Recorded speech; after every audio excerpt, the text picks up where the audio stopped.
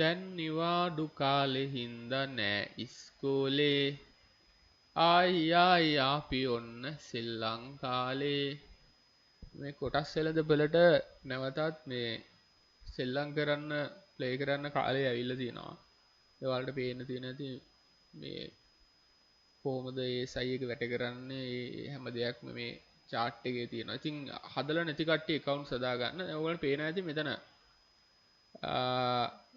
රුපියල් 1,31,000ක ප්‍රොෆිට් එකක් තියෙනවා. ඊටම සුළු කාලයක් ඇතුළත. එතකොට ඔයාලා හිතයි 1,31,000ද තියෙන්නේ කියලා හිතයි.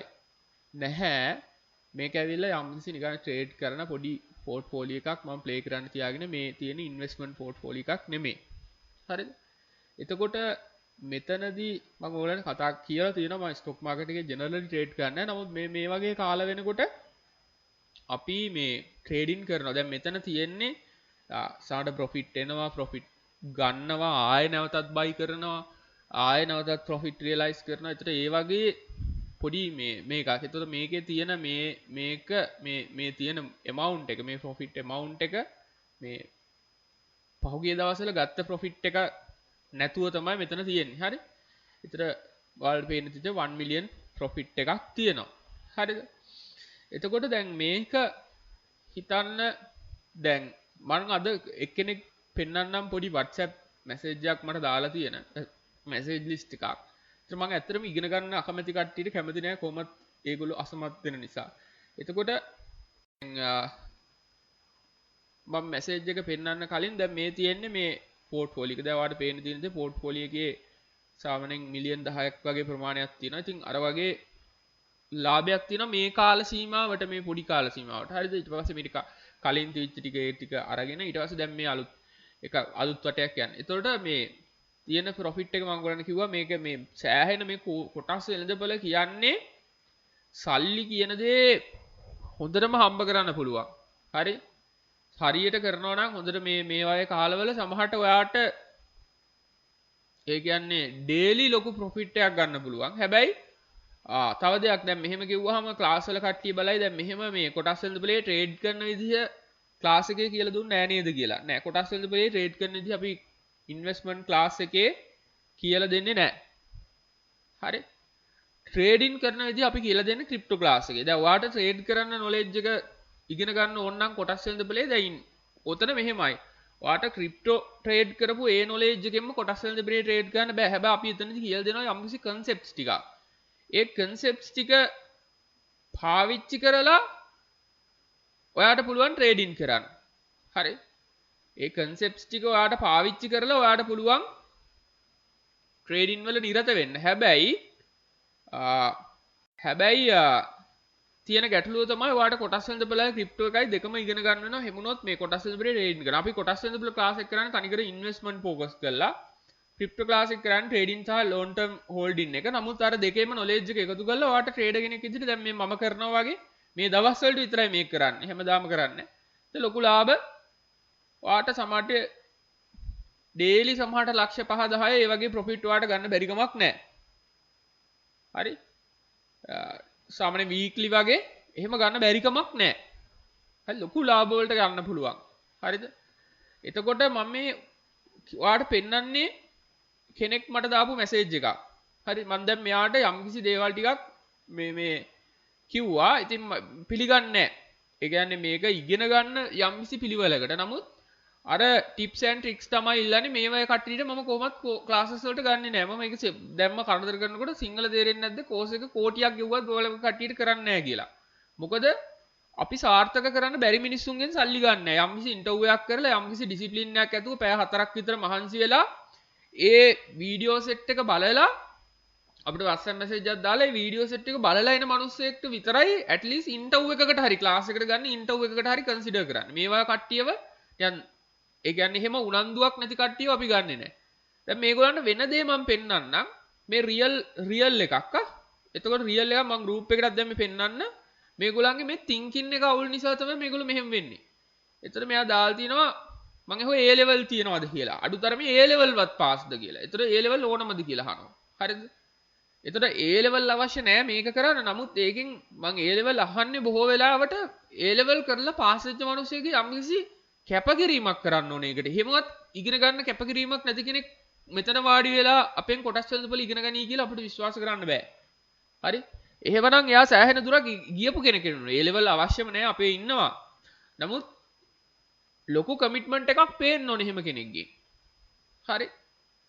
එතකොට මේ මම මේ පුද්ගලයව ගත්තේ නැහැ ක්ලාස් එකට.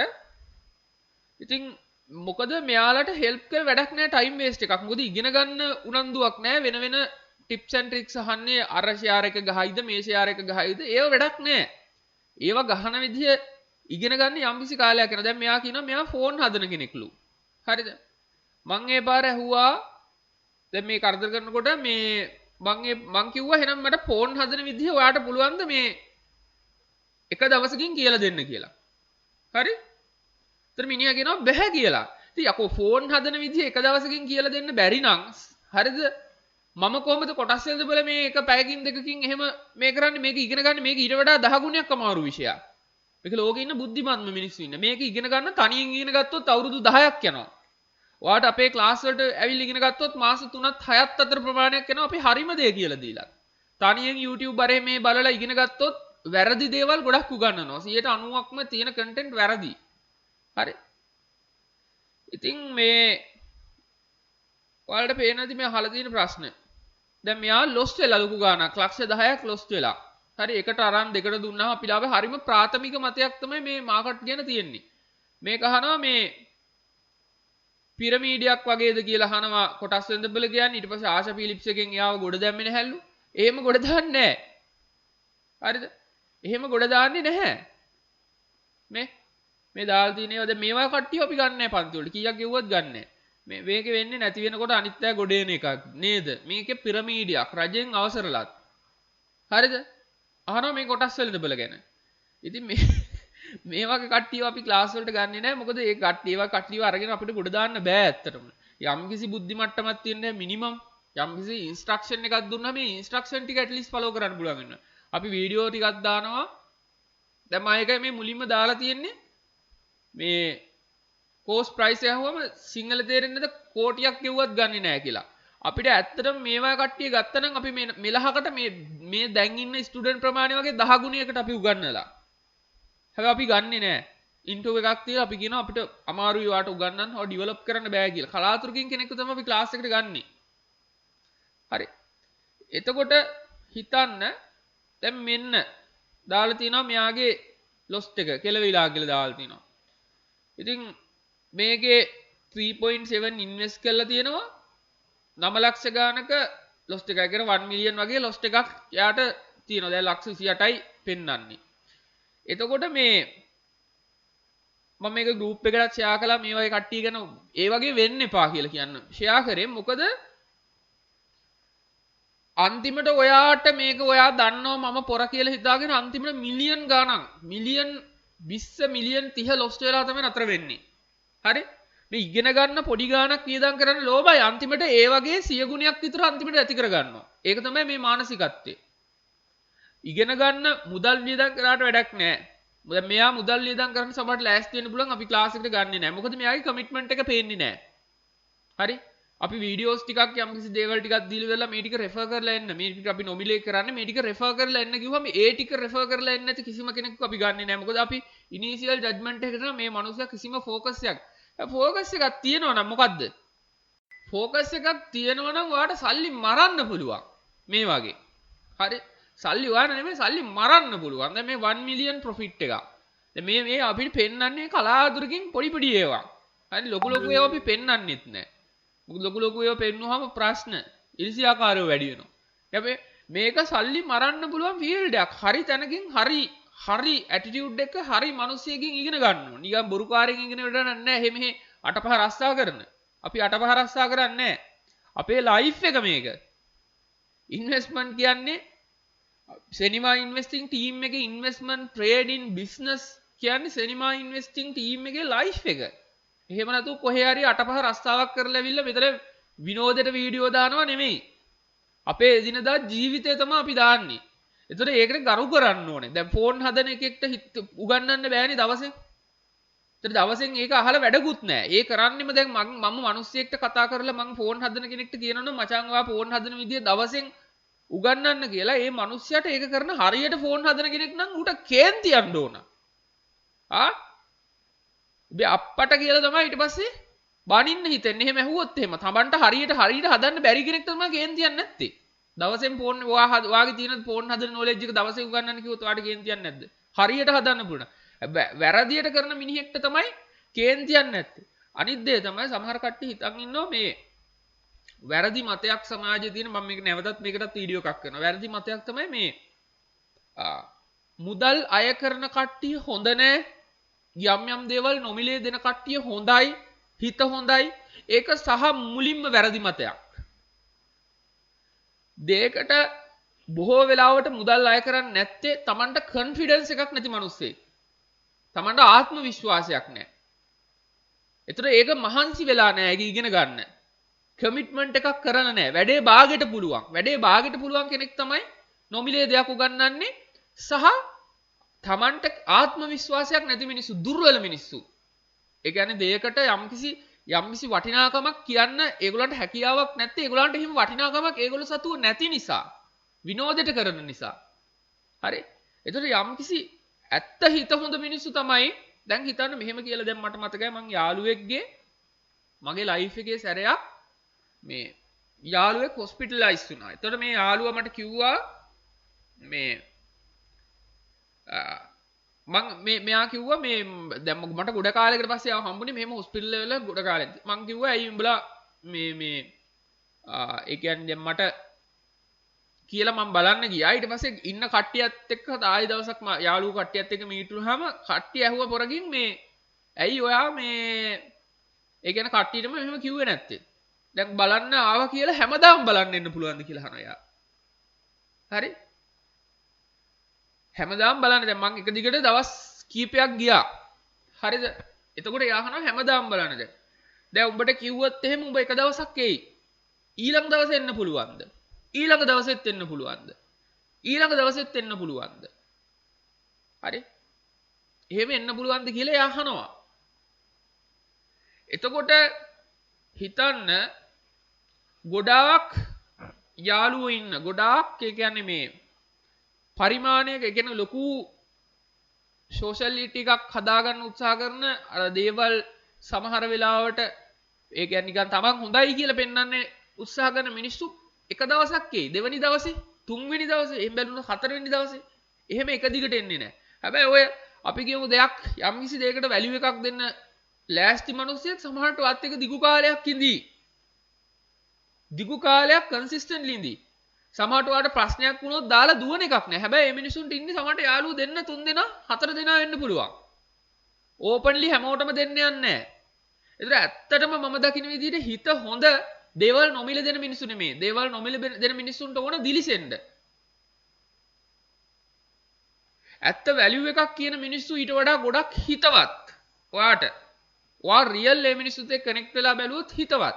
මං බලලා තියෙන ওই නොමිල දෙන දුර්වල මිනිස්සු ප්‍රශ්නයක් වුණාම ඔයාගේ යාළුවෝ එහෙම මිනිස්සු ආ හොඳට බලන්න. හරිද? ප්‍රශ්නයක් වුණාම දාලා දුවනවා. හැබැයි සල්ලි ගන්න ස්ට්‍රෝං මිනිස්සෙක් ඔයාට යාළුවෙක් කරගන්න අමාරුයි. ඒ මිනිස්සු සමහරට මරණය දක්වා ෆයිට් කරනවා. ස්ට්‍රෝං මිනිස්සු. ඒතර ඒ වගේ යාළුවාට ඉන්න අර දුර්වල නිකන් දෙන පිනට දේවල් හැමතිස්සෙම බලාපොරොත්තු වෙන පිනට දෙන දුර්වල මිනිස්සු නෙමෙයි. මේ මිනිස්සු ප්‍රශ්නයක් එච්ච ගමන් මාරු වෙලා අයින් වෙලා යන જાති මොකද දුර්වලයි, වීක්. එයා ඒ දේවල් නොමිලේ දෙන එක කතා කරන මිල අඩුවෙන් කතා කරනවා කියලා කියන්නේ ඒ අදාළ වැලියු එකට වඩා දුර්වලයි. ඒක වීක්නස් එකක්. ඒ වීක්නස් එක හදාගන්න. ඒගොල්ලෝ හිත හොඳ මිනිස්සු නෙමෙයි. ඒගොල්ලෝ දුර්වල මිනිස්සු. හරි. ඉතින් මම කියන දේ ඔයාලට ඒක තේරෙන්නේ නැති වෙන්න පුළුවන්. මම දන්නේ මගේ මේ අවුරුදු ගානක එක්ස්පීරියන්ස් එකත් එක්ක ඒ කියන්නේ මගේ ජීවිත අත්දැකීම් ගොඩක් වැඩි.